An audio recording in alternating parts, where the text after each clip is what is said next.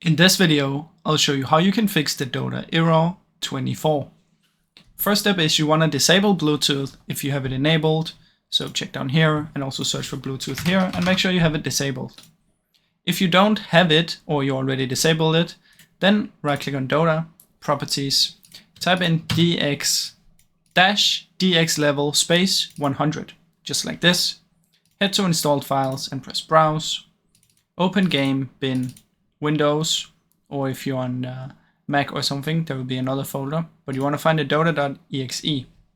Try and launch the game here instead of from Steam or the desktop, so double click this. Now see if it works.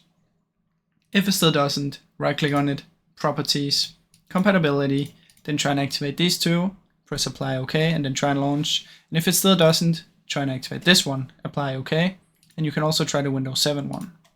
After you've done that, it should hopefully work. Now, I really hope this video helped you. If it did, please leave a like and subscribe, as it helps me out a ton. Thank you so much for watching.